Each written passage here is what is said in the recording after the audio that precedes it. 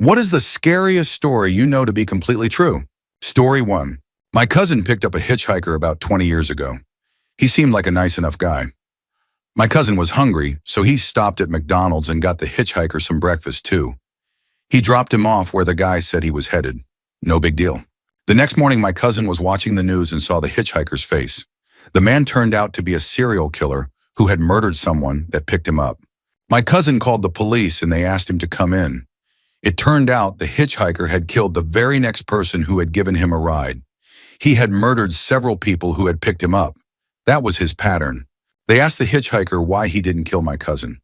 He said, "I had planned to, but he was a really nice young man. He bought me breakfast. I couldn't hurt someone who bought me breakfast." Story 2. I worked with kids in foster care. A 17-year-old girl once told her CASA that she had a secret to share. Now we had a specialized team for serious cases because, unfortunately, in the foster system, stories like that often involve abuse. She sat down and explained how her family was connected to a criminal organization and her cousins were enforcers. One day when she was about 8, her cousins picked her up and took her out to the desert where they had a 5-year-old boy. They forced her to harm him fatally. Apparently, he was the child of a family that owed them money, possibly for being smuggled across the border. We had absolutely no protocol for something like that.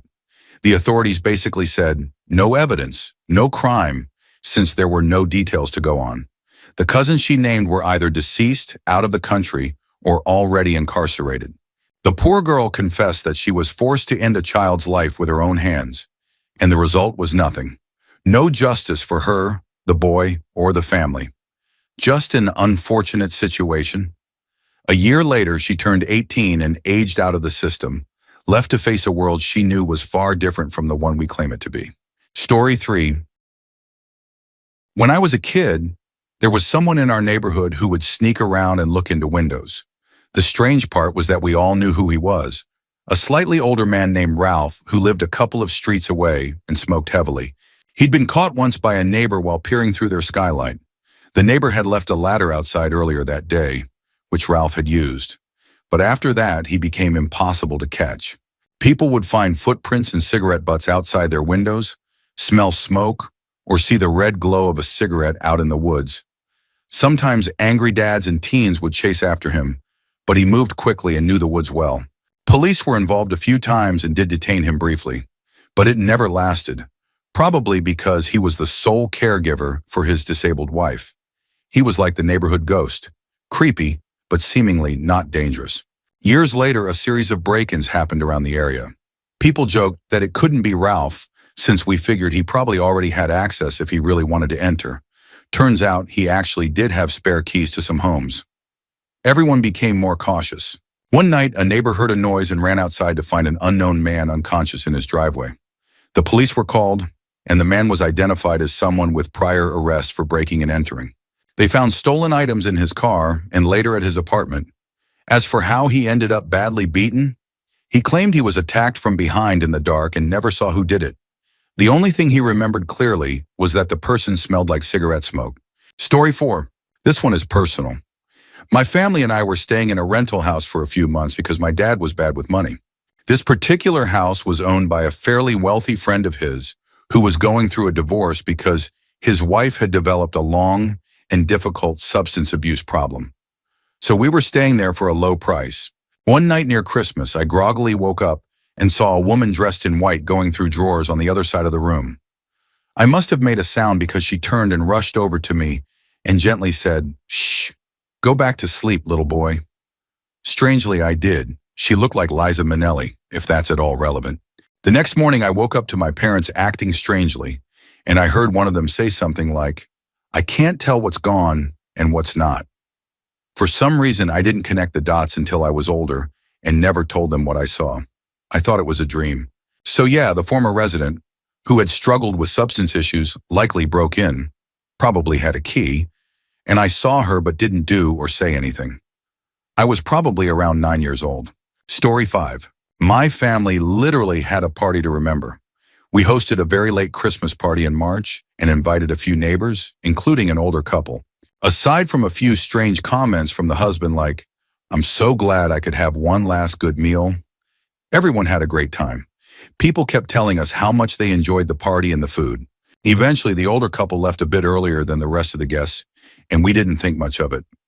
About an hour later, just as another guest was about to leave, they rushed back into the house yelling about police and medics outside. It turned out the older husband had passed away suddenly about 30 minutes after getting home. To be fair, one of the main topics at the party had been how he was in poor health and that it was only a matter of time. But none of us thought it would be that night. Story 6. My high school girlfriend called late one night after I was already in bed. She said something had happened and asked if I could come over. She sounded shaken and wasn't giving many details. I told my parents and drove over to her house. At the top of her subdivision, I was met by a police car with its lights on. The officer asked where I was headed, and I explained the situation. He let me pass. As I came over the hill toward the cul-de-sac where she lived, I saw multiple police cars. They watched as I pulled up and got out. My girlfriend came running out to meet me in the street. She explained that someone had broken into her neighbor's house and attacked the woman with something heavy. The neighbor had managed to escape and ran to my girlfriend's house, banging desperately on the front door. My girlfriend's dad was out of town, so her mom answered the door, and the injured woman collapsed into the foyer, bleeding heavily from the head. Her mom looked up and saw the attacker approaching the house. She pulled the neighbor inside and slammed the door, hitting the man with it before it shut. He then took the object he had used and smashed the small window at the top of the door. Her mom started screaming, and the attacker turned and walked away into the night. I stayed there that night with a couple of officers outside, and in the morning, we could still see blood pooled on the floor and spattered above the door where the man had smashed the window. No one was ever caught. It seemed random. The neighbor survived and, from what I know, had no lasting injuries beyond some scarring. She moved away soon after. Story 7. Close friend of the family. A single young woman back in the 1980s. She bought her first home, a small house in a quiet neighborhood. Most neighborhoods in my town were like that back then. It was summer, and she was moving in with just one small U-Haul's worth of stuff. The neighbor saw her and came by to introduce themselves. It was a warm day and there was no air conditioning, so she had all the windows open to let in a breeze. That night, she was exhausted from the move. She walked into the back bedroom and flopped onto her bed. The lights were still on in the front living room and kitchen, but she didn't turn on any lights in the bedroom. She planned to rest for a few minutes and then get back to unpacking, but she fell asleep. She said she didn't know how long she'd been asleep when she woke up to a sound.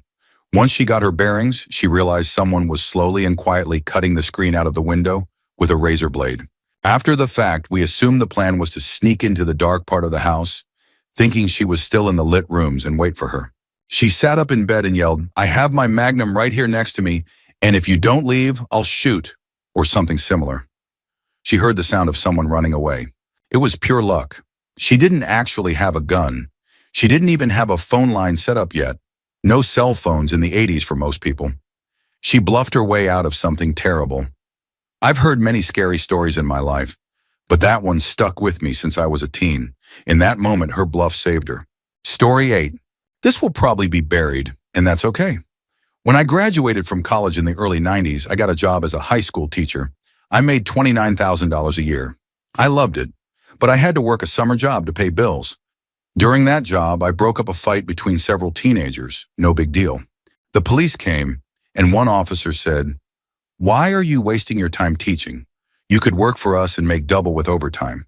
He added, "It's not like you'll ever have to use your gun, and if you do, it won't be someone you know." I had bills and debt, so a year later, I became a young patrol officer. I figured it would help me afford grad school. Student loans back then weren't like they are now. One day, I got a call for backup. A suspect wanted for homicide had taken an immigrant family hostage. I raced to the scene. A sergeant told me, "Come with me. We're taking the backyard in case he tries to run." As we got into position, the suspect ran toward a fence. He turned and, like something out of a movie, fired multiple shots. He hit 2 officers, myself included. I returned fire and hit him with all 4 shots I fired. That was the day I took the life of my childhood best friend. We were inseparable in elementary school. He moved away, but we still saw each other every few years. I hadn't seen him in 5 years before that day, but every single day since, I think of him and his warm smile. Every day, I'm sorry, Jose. Story 9. I was once doing criminology research in High Blantyre, a small town in Scotland just outside of Glasgow. It was a very rough place back then, and we had to sit in a car all night counting people walking down a dark alley and recording any crimes we saw. Spoiler, we didn't see any crimes. A few months later, after they had installed some streetlights, we went back to repeat the study to see if anything had changed. The car was parked in front of a pub. One night while we were sitting there, we failed to notice a group of individuals go into the pub, fatally shoot a man who was standing at the bar, take him into the back room, dismember him, put the remains in black bags, and carry him away to dispose of. My friend Harry and I, with our clipboards, recorded no crimes. We weren't alone, though. Not one person drinking in the pub that night said they saw anything either. They found his arm in a sewer, and his wife and her boyfriend were arrested for arranging his killing. If that wasn't shocking enough, I later discovered they were driving instructors at the company where I had my lessons. Just 100 yards from my house in the center of Glasgow, 20 miles away from the pub. She taught Harry's sister. He taught me. Story 10. When I was 13 or 14, I got into play-by-post role-playing. It was on the forum section of the official Harry Potter website, believe it or not. We didn't role-play as Hogwarts students. It was all original characters and set in a fictional bar. The leader of the group was a very talented writer. We started talking out of character and eventually connected on MSN Messenger.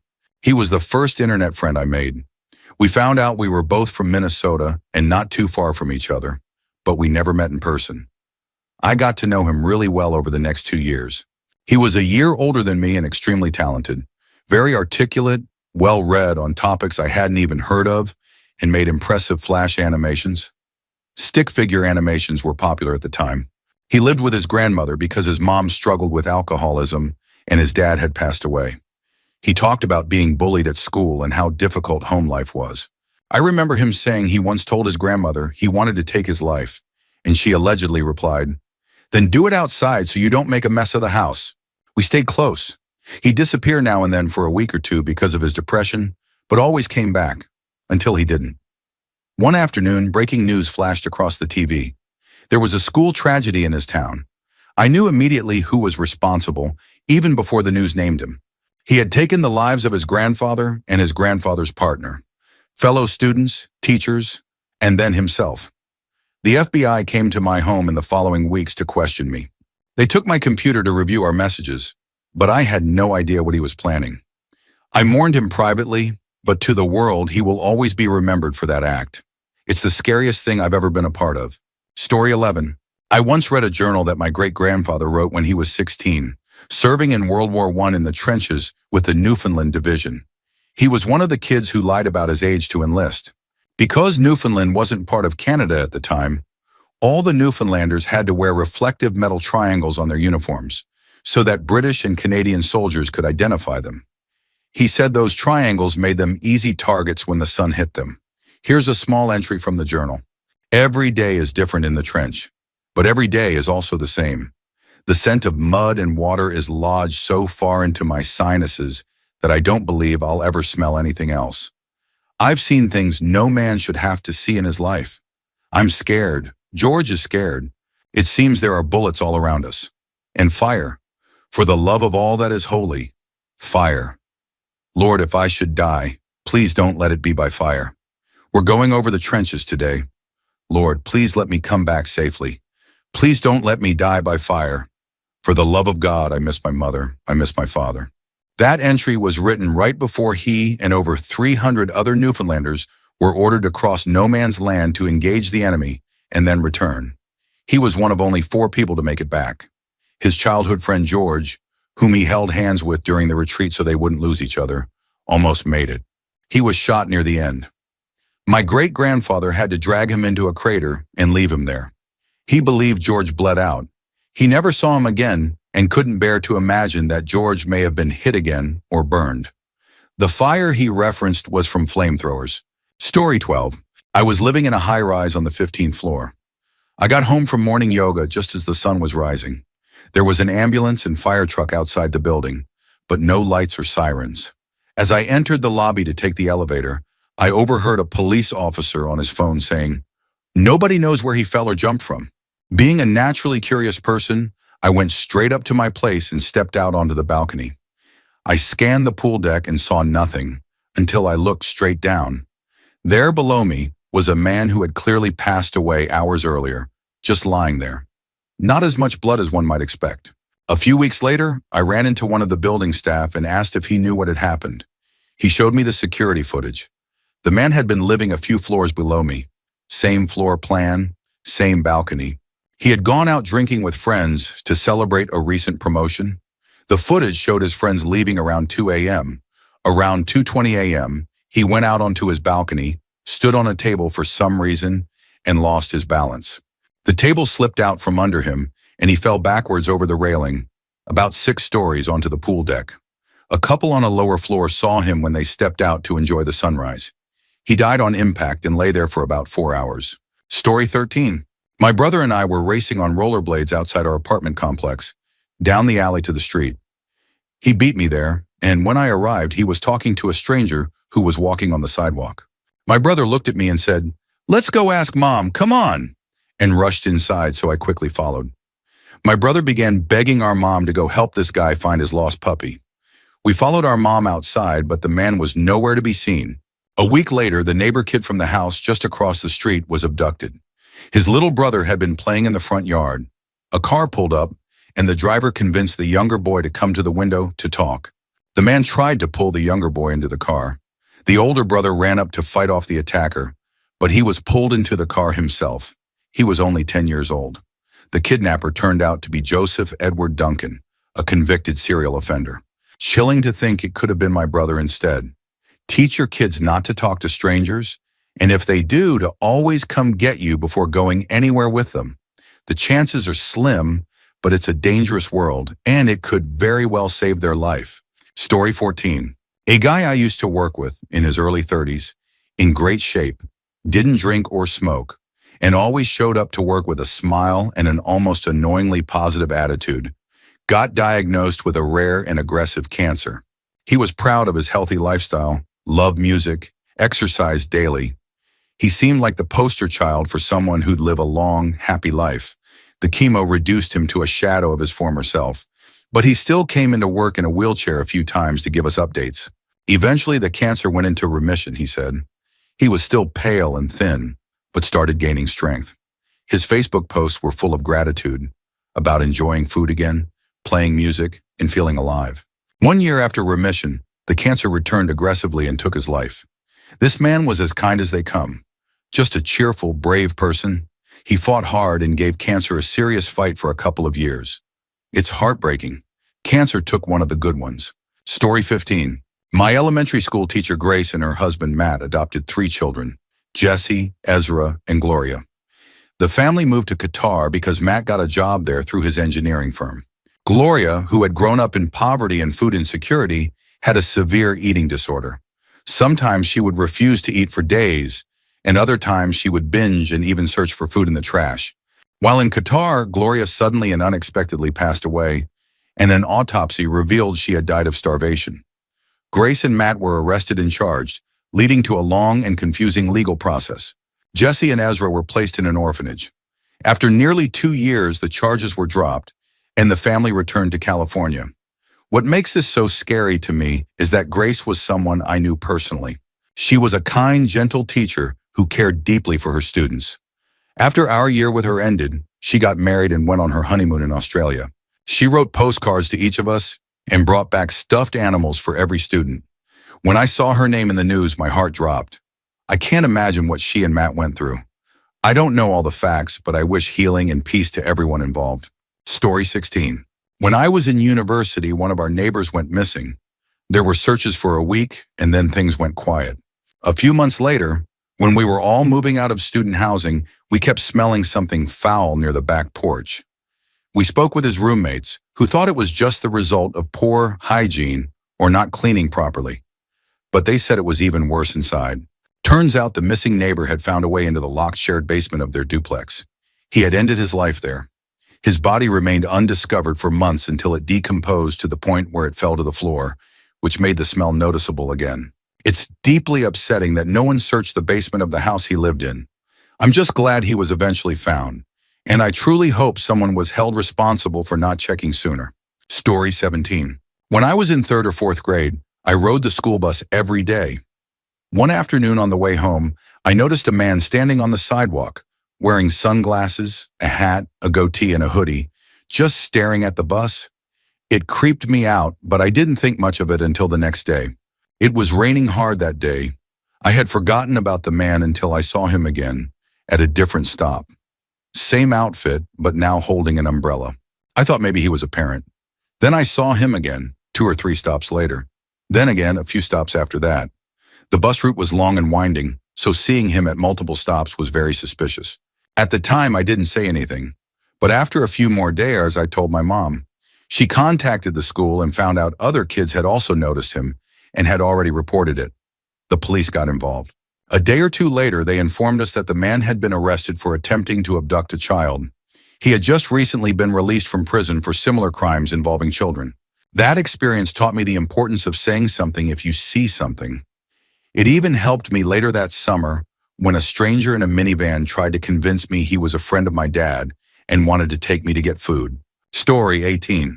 I am 17 years old and go to a relatively small school in a village in the south of the UK. As a school, we occasionally get external speakers to give assemblies and talk about various topics. It's usually something boring, like a local policeman talking about road safety. But last Friday we were joined by Letlapam Falele. He was there to talk about apartheid in South Africa and forgiveness. Naturally, this was intriguing and way more interesting than our usual talks. So, during the assembly, things go as expected, but then he starts talking about how he became radicalized due to racial inequality in South Africa. Then he sort of skips over a couple of decades, and suddenly he's telling us he was the head of the APLA, a group considered a terrorist organization by the USA and South African governments. He then proceeds to tell us how he ordered attacks on civilians in retaliation to government policies. And the forgiveness part of the assembly was about the mother of one of the children killed in those attacks who later forgave him. Upon further research after the assembly, I found out he ordered the St. James Church attack, where explosives were thrown and firearms used inside a church, killing 11 people and injuring 49. In another incident, he ordered the murder of 5 white school children. During the assembly, he said he left the organization because he became a reformed man who regretted the methods he used. But that's not accurate. He was removed from his position due to financial misconduct allegations. Basically, the main thing I'm confused about is how the school thought it was appropriate to invite someone like that to talk about doing the right thing when he was involved in such violent acts and is considered a war criminal. Story 19. I grew up in a small town in the South. We lived in a house with window air conditioners. No central air. I shared a bedroom with my older brother. I had the bottom bunk, he had the top. I was 5 years old, he was 8. One night in the early 1990s, we went to sleep like any normal night. My brother woke up to use the bathroom. As he climbed down the ladder, he saw a man's arm sticking out from underneath the bottom bunk. He used the bathroom and then woke up our dad. At first, Dad thought it was just a bad dream, but he checked anyway. And sure enough, there was a man sleeping under my bed.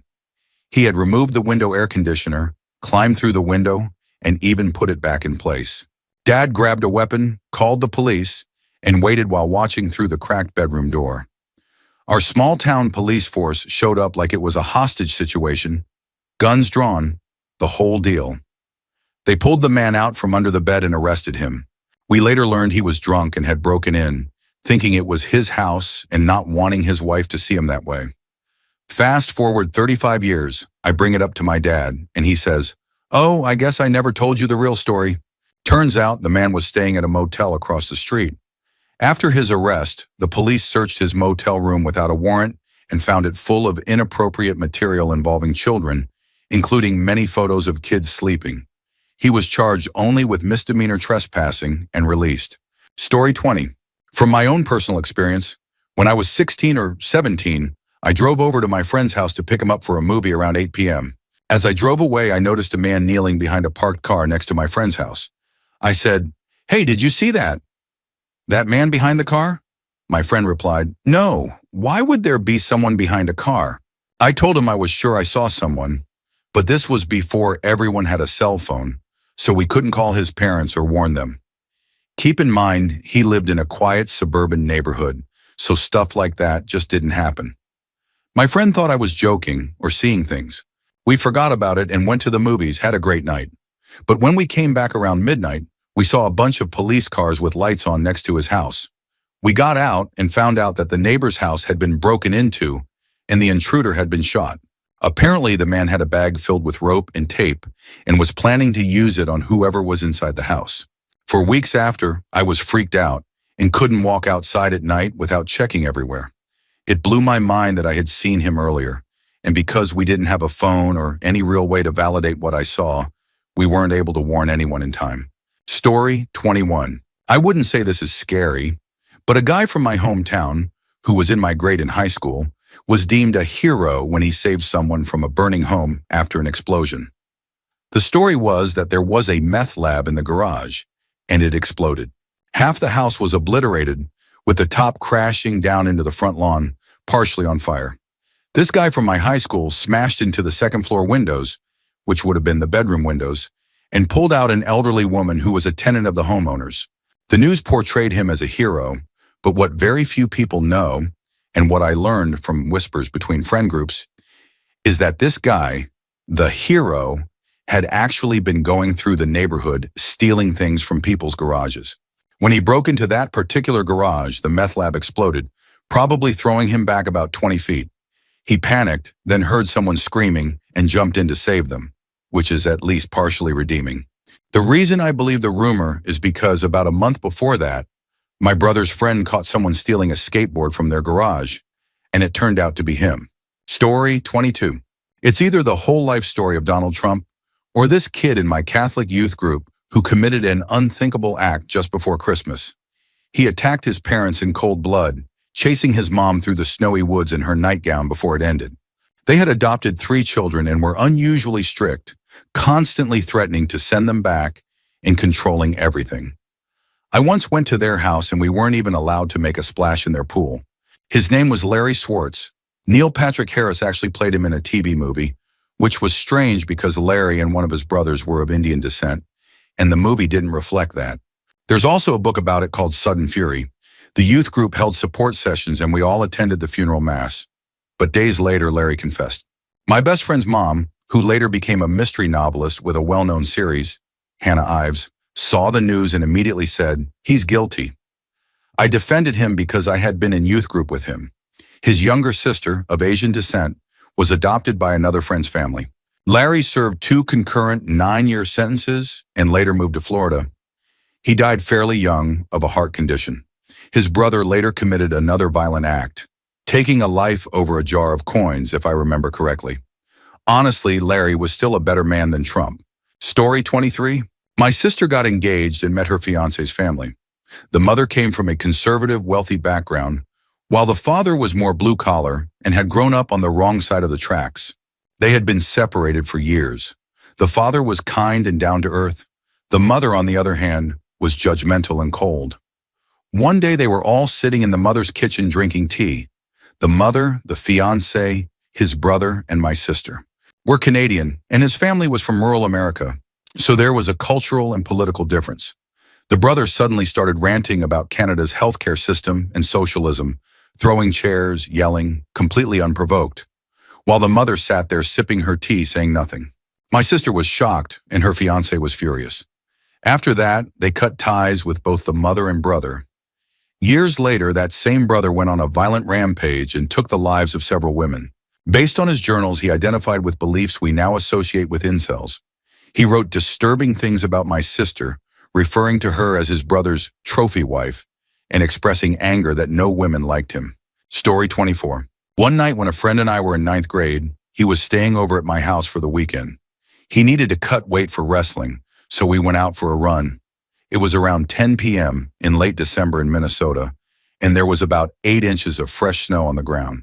Toward the end of the run, we approached a dead end we usually used as a turnaround point. There was an old Jeep idling in the middle of the road, which gave me a bad feeling.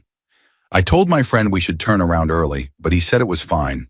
As we passed the Jeep, the driver suddenly threw it into gear and accelerated straight at us. If the snow hadn't been so deep, he would have hit us. We sprinted home a few blocks away, but the snowbanks were so tall we had to stay on the sidewalks to move quickly. In the time it took to get home, the driver rammed the snowbanks next to us 5 different times. When we got to my house, the man was in our yard spinning his tires. My older brother, who was 19 at the time, grabbed an unloaded shotgun from our dad's safe, walked outside, pumped it, and aimed it at the Jeep. The man drove off, ran over our mailbox, but my brother managed to get his license plate. We called the police, but they did absolutely nothing. They assumed we had provoked the man or were pulling a prank. Even though we gave them the license plate, we never heard anything back. My friend and I never went running at night again, and we never saw that Jeep again. Story 25. Dean Corll, also known as the Candyman, was a serial offender who ranks among the most disturbing in history. What has been confirmed about his crimes is horrific, but it's widely believed that even worse things occurred. He was known for abducting teenage boys, torturing and assaulting them before ultimately ending their lives. He built a torture board to which victims could be tied, sometimes even 2 at once, often siblings. The acts were methodical and often repeated. One example involved inserting a glass rod and then breaking it. Corll wasn't acting alone, he had accomplices. He convinced other teens to help him lure in victims. One of them initially believed he was helping with a trafficking operation and eventually just went along with it. It's also believed Corll was connected to a national abuse network based on the volume of illicit material found. Some of it produced by Corll himself, others sourced from around the country. Only about 3 years of his crimes are well documented during the time he had accomplices. Many victims remain unidentified, only known through photographs discovered after the fact. Most fictional villains aren't this cruel. Most real-life perpetrators of violence don't match this level of sadism. Dean Corll is arguably among the worst ever known, and tragically, nothing prevents someone with similar motives from doing something equally devastating today. He was only stopped when he tried to attack one of his accomplices after the accomplice brought a girl to the house. Corll exploded in rage, yelling about how everything was ruined. The situation escalated until the accomplice turned on him and ended it. If that hadn't happened, Corll likely would have continued for many more years. Authorities weren't even close to catching him. Story 26. A woman from my hometown was brutally killed at a house party hosted by a local dentist. She was attacked in the head and neck 11 times, and part of the weapon broke off and was lodged in her spine. The first call made wasn't to emergency services. It was a personal call to the chief of police, who then went to the scene. Since the host was a well-connected local figure, there's strong suspicion the scene may have been compromised. When state police arrived the following morning to begin the formal investigation, one of the local officers told them she had likely passed away from a brain aneurysm. Coincidentally, the chief of police retired the very next day. The list of individuals who were present in the house at the time is publicly documented, yet no arrests have been made, and the case hasn't moved forward in years. At this point, it's sadly possible that justice will never be served. It's disturbing how someone can be violently taken in such a public way, and how quickly the community moved on and forgot. Story 27. Okay, so this one is personal because it happened to me. A lot of the details are fuzzy, and I haven't told the story in a long time, so bear with me. I was around 7 years old, staying with my mom for the week. She needed a ride somewhere, and for whatever reason, she called her ex-boyfriend, someone who had always been very obsessive about her. He drove us to a place I didn't recognize, and they started arguing. He told me to go inside and eat some chips while they talked. I went in. I waited. Eventually, he came inside and started casually talking to me. My mom was gone, and he wouldn't say where she was. For the next few days, I just lived with him. He talked to me, fed me, and otherwise let me be. I was nervous, but the house was in the middle of nowhere, just surrounded by woods, so I didn't feel safe trying to run. I started noticing weird things. The van was gone. He'd leave for hours and come back like nothing happened. It felt wrong, but I didn't understand how wrong. About 4 days in, around 2 a.m., someone shook me awake on the couch. The house had only one bedroom. It was my mom. She half dragged me outside. I was too confused and overwhelmed to ask anything. She led me through the woods to the van, one I hadn't seen since she disappeared, started it up and drove away. She took us to the nearest house and used their phone to call the police. I found out later that after the argument, her ex had strangled her until she passed out and then taken her into the woods where he kept her tied up for days. He visited her just to harm her, while I was in the house the whole time. Now, I'll be honest, my mother isn't a good person. She hasn't been for a long time. But knowing what she went through still makes my skin crawl. What haunts me the most, though, is how I was just there, with him. He never hurt me. He acted almost normal, like I was just a kid he had to look after. Maybe he didn't expect me to be there. Maybe he thought about doing something and changed his mind. Maybe I don't want to know. I've been through a lot in life, but this experience has always stuck with me. It feels surreal, nightmarish, too real to be fiction. Story 28. An elderly man visited his wife, who was living in a senior care home, on her birthday. He hugged and kissed her, then went to the car to fetch her birthday present, only to return with a loaded weapon. He ended her life on the front steps of the home. There's still a stain on those steps to this day, and I'll never set foot on that property again. I once dated the grandchild of the owner and spent a few nights there with her. I found record books dating back to the Civil War, and even saw an executioner's old leather coat hanging stiffly on a hook in the records room. The basement had 2 levels, one used as cells for the mentally ill, the other for boilers to heat the place, and possibly more. The barn had an old rocking chair that never stopped moving, and the butcher's shed stayed freezing cold in the middle of August. I saw objects fly across rooms, and the piano would always play a couple of keys by itself around the same time every day. It's the most haunted place I've ever been. Story 29. One of my mother's senior students went missing back in 2017 for over a month. She was last seen by a friend being picked up in a car with a group of suspicious-looking men. She didn't return to school and hadn't been seen in the weeks that followed before she was officially reported missing. It turned out her estranged older brother had orchestrated her death over a dispute involving their mother's will. He was known for a history of violent behavior and truancy, eventually dropping out of school. On the day of the crime, he and a few of his friends picked her up after she finished her exams. They had set her up. They took her to a remote location where they assaulted her, beat her, and used a blunt object before ultimately ending her life. Afterward, they placed a plastic bag over her head and buried her in a shallow grave. To conceal the body's scent, they killed 2 animals and left them nearby. I've omitted several unsettling details that were part of the investigation, but the entire case was haunting from the beginning to the moment they finally discovered her. Story 30. In September 2002, in Boulder, Colorado, known for the still unsolved John Benet Ramsey case, another shocking crime occurred at an Old Navy store. A man named Robert Powers walked into the store with a butcher knife and attacked a teenage employee, taking her life. He then calmly walked outside, sat on the curb with the knife beside him, and waited for the police to arrive. Powers had a troubling history. He had been incarcerated for robbery and served time in solitary confinement for repeated assaults on another inmate. He was released on mandatory parole in June 2002, despite being considered a serious threat to the safety and security of the prison. Following his release, the victim's father, Herman Fuentes, reportedly developed a relationship with Powers after they met at an adult bookstore. Fuentes initially told his wife he was leaving her to be with Powers, but later changed his mind and obtained a restraining order against him. The day after the order was granted, Powers entered a nearby Target, bought the knife, walked across the street to Old Navy, and committed the crime. When asked why he did it, Powers said, "I wanted to take what was most precious to him. I would have wiped out the whole Fuentes family if I could get a gun.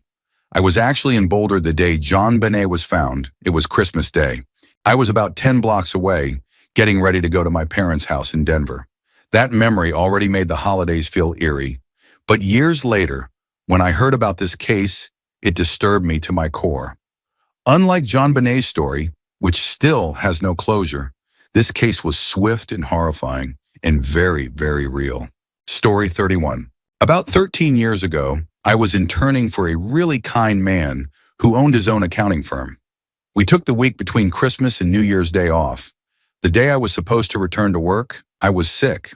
I tried calling him to let him know I wouldn't be in, but got no answer. I called multiple times over the weekend, but he never returned my calls. I had a bad feeling, so I asked my husband to come with me when I returned to work that Monday. When I got there, I found a note on my desk from the part-time lady who also worked there. It simply read, "Please call me." My stomach dropped. When I called her, she told me that our boss had passed away. It turned out that he had ended his life at home. His doctor had been adjusting his mental health medication, and he had a breakdown. The scariest part was that he kept a firearm in his office. It haunts me to think that he could have had a breakdown at work and possibly harmed himself, and maybe even me or the part-time lady. I'm not saying he was a bad person at all. Sometimes people just reach a breaking point and can't help what they do. Later, I had a chance to speak with the part-time employee again, and she told me about an incident where he had a small meltdown after work.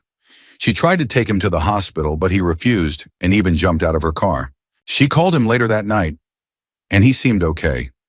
That wasn't the day he passed, but she had clearly been worried. She truly did her best to help him, but at that point, there wasn't much more she could do. He wasn't threatening harm to himself or anyone else. He just wasn't well. Story 32. My family actually experienced some paranormal activity.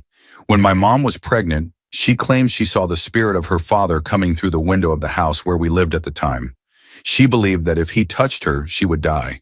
She didn't die, but sadly, my sister, who she was carrying, was stillborn. That house always had strange energy.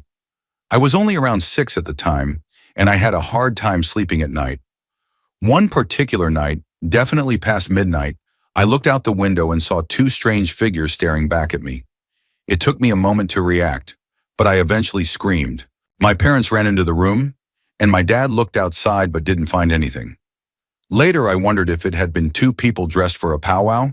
There were some local cultural events in the area, but I also thought they could have been something else entirely. What I saw actually fit some descriptions of Bigfoot sightings. Later, we moved into a 2-story home, and we often heard unexplained noises upstairs. One summer day, we heard the noises again. My brother went up the old, creaky back stairs, while I went up the front. To our surprise, 2 men were coming down the stairs. They introduced themselves politely and said they were looking for a couple of their friends. They apologized, saying they didn't realize both floors were occupied by our family. They exited the house and my brother and I followed them out. But the second we got outside, they were gone. Neither of us saw which direction they went, north, south, across the street, or behind the house. We believed they vanished into thin air. That's when we were certain we had seen spirits. I've always believed in the paranormal, especially ghosts. I used to work the night shift, and often when I left early in the morning, my hair would stand on end. That was my signal to get to the car quickly and lock the doors. I never knew exactly what it was that unsettled me. Unlike other spiritual presences that felt more neutral or friendly, this felt different. It didn't feel safe. I would always circle around the house before leaving because my parents were still living there at the time, and I didn't want to leave them if there was any danger. I never saw anything, but the feeling never went away. Story 33. Around 2 years ago, I was hanging out at my dad's house with his wife and her kids. My dad decided we should go visit his father's grave. Knowing how much my dad loves paranormal stuff, I already had a feeling he'd want to spend time at the cemetery, but I still agreed to go. Long story short, when we got there, we were walking around when he noticed that a flower pot had tipped over and a flower had fallen out. He went to pick up this little ceramic cup-like piece, and as soon as he lifted it and placed the flower back in, the spirit box shouted no, and the cup flipped over again. I thought my dad was playing a prank, so I brushed it off until I started seeing figures moving among the trees, peeking at us. That really creeped me out. As we were leaving, my dad, my 2 younger brothers, and I decided to take a photo next to my grandfather's grave. It was getting dark, so we had to use the flash. We all stood in a line, and when we looked at the picture later, we saw a small face at about waist level. It looked exactly like how I remembered my grandfather. My dad grabbed his father's old ID card and held it next to the photo. And when I say the resemblance was exact, I mean it. It gave me chills then, and it still gives me chills now. I might try to find the photo on one of our old phones to back up this story because it's still one of the weirdest and most unexplainable things that's ever happened to me. Story 34. When I was 8, my dad used to take me riding on 4-wheelers in all kinds of places where other riders like to go. One day we went to this spot next to a busy highway. You had to drive a truck down a dirt hill and park under a bridge to get there. It was like ATV heaven. Great trails, steep hills, beautiful scenery the farther you went away from the road. While exploring, my dad noticed a narrow dirt path surrounded by trees, barely wide enough for us to fit through. Naturally, we went in. After a while, we noticed something white on the ground through the trees. We got within about 10 feet before my dad suddenly slammed on the brakes and yelled, "Cover your eyes!" I did, until I felt him rev the engine and spin us around to head back out. I looked back and saw a person wrapped in plastic bags on the ground. But I also saw something else. Movement in the trees. Someone was running toward us on foot. My dad floored it, and we got out of there fast. We loaded up the four-wheeler, got in the truck, and left. I tried to ask him about it, but he told me not to talk about it. I didn't understand at the time, but now I realize he probably didn't want to draw any attention to us. A few weeks later, he told me that the area had been made off limits to the public. I guess someone else found the same thing we did and contacted the authorities. To this day, I still wonder what might have happened if my dad hadn't acted the way he did, because whoever was responsible for that scene was still nearby and clearly didn't want anyone finding it. Story 35. I was nearly kidnapped as a child, twice. The first time was at a retail store with my mom. I was about 5 years old. An unfamiliar woman took my hand and started walking me out of the store. By the time my mom noticed, the woman was already near the exit. Thankfully, security was alerted and they stopped her. I have no memory of it myself. The second time was more vivid. I was walking to the shops from my grandfather's house when I noticed a white panel van with painted over windows parked ahead. I didn't think much of it and kept walking. Suddenly, the van's side door slid open and two men jumped out and started chasing me. I've never run so fast in my life. I leapt over walls and hedges and eventually dove behind a thick patch of bushes. I remember seeing their shoes as they ran past, searching for me. Eventually, everything went quiet, and I ran back to my grandfather's house and told him what happened. He went looking for the van, but it was already gone. I remember every detail clearly. What makes it even more disturbing is that I was a white child in apartheid-era South Africa. This was the late 1970s or early 1980s. And there's no reason to believe they were trying to take me for adoption. It's unlikely it was a trafficking attempt either, given the extremely strict policing at that time. The most logical conclusion I've been able to come to is that I may have been targeted for muti, a form of traditional medicine in which body parts are used. I've since learned that children with fair skin, blonde hair, and blue eyes were considered particularly valuable in some of these horrifying cases. 40 years later, I still shudder thinking about how differently my life could have ended had they caught me. Story 36. I'm a professional ballet dancer. I've been dancing for 15 years. When I was 10 or 11, I attended my local ballet studio's summer program just to stay in shape over the break and keep working on my technique. During the week, we would learn choreography to perform for our parents at the end of the program. On the last day of classes, about 30 minutes before our showcase, a SWAT team entered the studio and instructed us to evacuate and move to a secure location. So we quickly grabbed our things and relocated to a building about a block away. Many people just wanted to leave, but we weren't allowed to. The police had closed off the entire block. We were locked down for about 5 hours and eventually did our performance in a narrow hallway of an office building. When we were finally released, we learned that the bank next to our ballet school was being robbed. The suspects had taken hostages and threatened to destroy the building if their demands weren't met. To this day, I still don't know what their demands were. My dad later showed me pictures of armored vehicles and officers in full gear with weapons drawn, trying to resolve the situation. In the end, the suspects were apprehended, and I was able to go home and sleep peacefully. I still don't know if they actually had explosives, but the memory has stayed with me. I even joke about it with friends to this day. Story 37. At the time, I was a man in my late 20s working night shifts at a 24-hour convenience store and gas station. I held that position for a couple of years and was lucky that nothing serious ever happened, just the occasional stolen candy bar. Since the store was located on the outskirts of town, it wasn't unusual to go hours without a single customer. Eventually, a day shift position opened up, and I requested the transfer. They hired someone new for the night shift, and I trained her over 5 nights before switching to daytime. On her very first night alone, she was robbed at gunpoint. Our safes and deposit boxes have time delay locks, so she couldn't access anything except the cash in the till. While starting the lock process, she also triggered the silent alarm. The suspects fled before the safes opened and were never caught. She was understandably shaken and went home to rest. The next night, she didn't show up. The store manager called her the next morning but got no answer. She missed another shift the following evening, and again, no response. While no one would have blamed her for quitting after what she went through, our manager had a gut feeling. She went to the employee's apartment, saw her car in the driveway, and heard her dogs barking, but no one answered the door. Concerned, she called the police. They conducted a wellness check, entered the apartment, and found the employee had passed away in her bed. She had suffered a heart attack after getting home from work. To this day, I carry guilt thinking it should have been me there instead. Story 38. About 25 years ago, I worked part-time at an arcade. Many of the kids who hung around came from tough homes and practically lived at the arcade. One night, a man in his early 20s walked in with a group of younger kids trailing behind him. It was clear he was the leader. At one point, they began trashing the area they were in, so I approached and told them to knock it off. The ringleader gave me a cold, dead stare, one that's still hard to describe. I held his gaze, then returned to the counter to continue my work. I'll never forget the way he looked at me. It wasn't some macho act. It was something darker. They stayed until closing.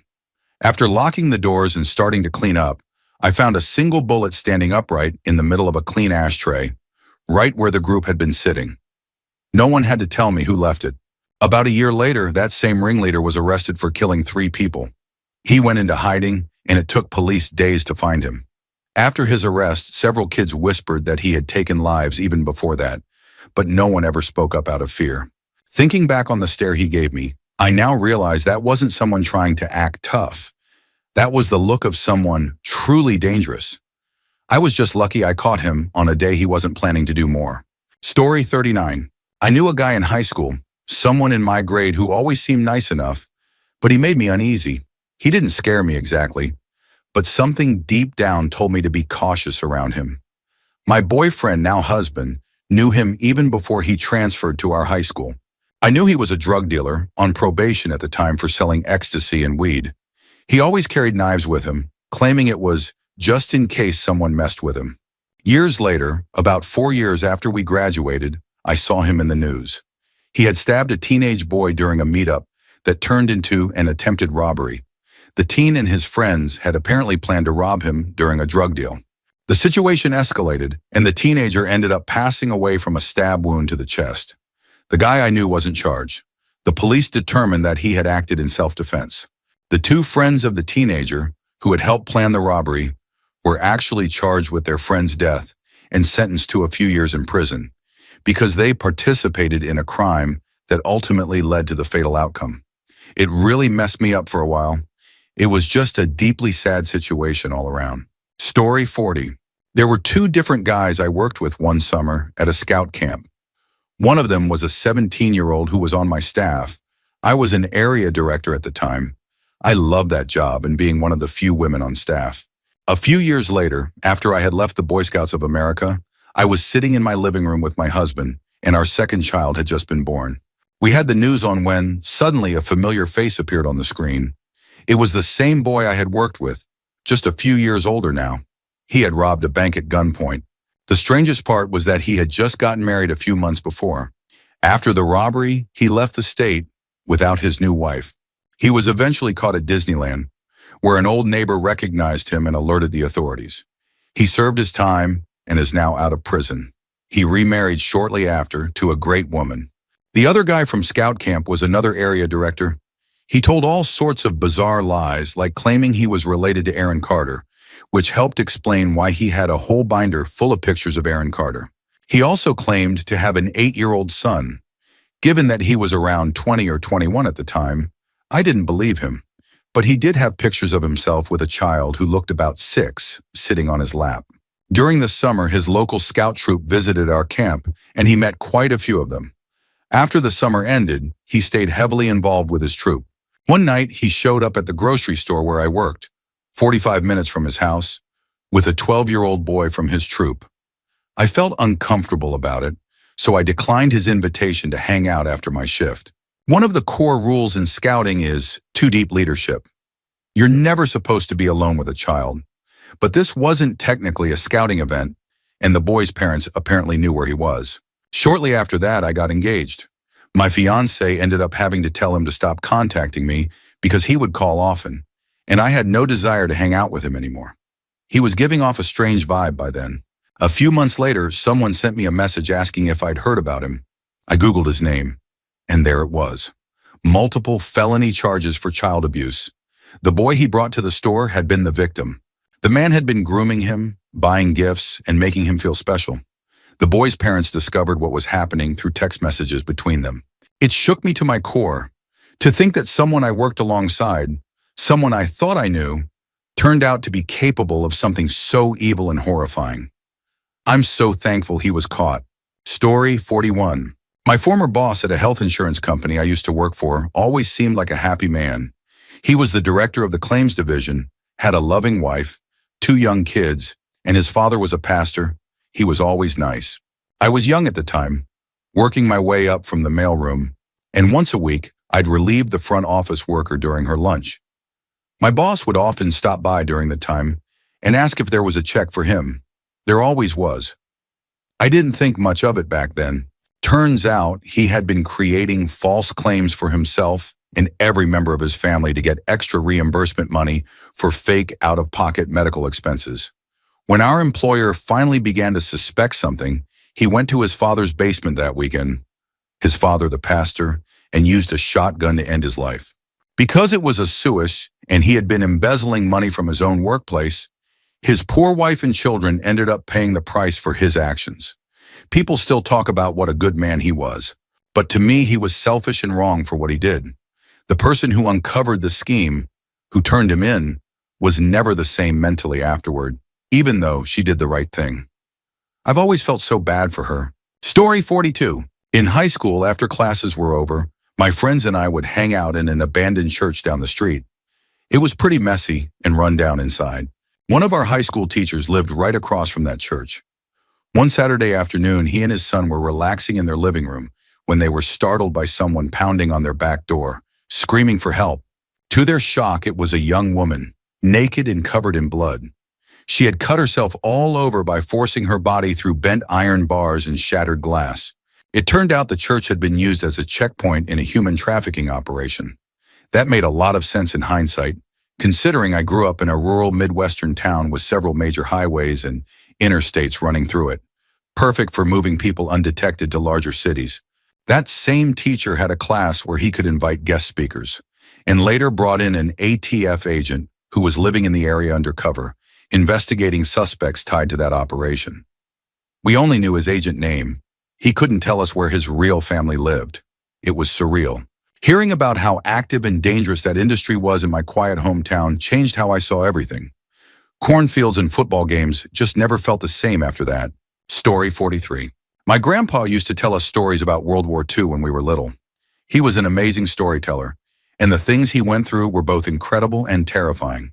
He spoke decent German because his grandparents were from there and helped raise him. That made him valuable, and he was asked to act as a spy from time to time. One mission he told us about involved sneaking into a German officer's house to gather intelligence. Things took a turn when the officer came home unexpectedly with a few other men. My grandpa hid behind the couch while they sat in the room, drinking beers and talking. He had to stay silent behind that couch for hours. When the officer finally went to bed, my grandpa slipped out. He didn't harm anyone. He always said he didn't want to take a life unless he absolutely had to. He was also part of a tank crew that got hit during a battle. Everyone else in the crew died except him. He waited until the fighting stopped, then walked for miles through the night to a nearby German village. He found some locals, pointed a weapon at them, and explained his situation. Thankfully, they were kind and took him in, letting him recover in their home. Years later, he tried to find them to thank them, but discovered they had moved to France. He never saw them again. And then, after the war ended, he told us about a parade held in a German town where U.S. soldiers were thanked. A woman hugged him, but he felt something against his back. He turned quickly, elbowed her in the face, and grabbed a tiny pistol from her hand. He kept that pistol for the rest of his life. He joined the war at just 16 years old. After the war, he married my grandmother the moment he returned to Wisconsin. Years later, here I am. It blows my mind how many times he narrowly escaped death. He's my hero. He passed away about 15 years ago, and when I saw the military perform the gun salute at his funeral and hand the folded flag to my grandma, I broke down in tears. I miss him every day.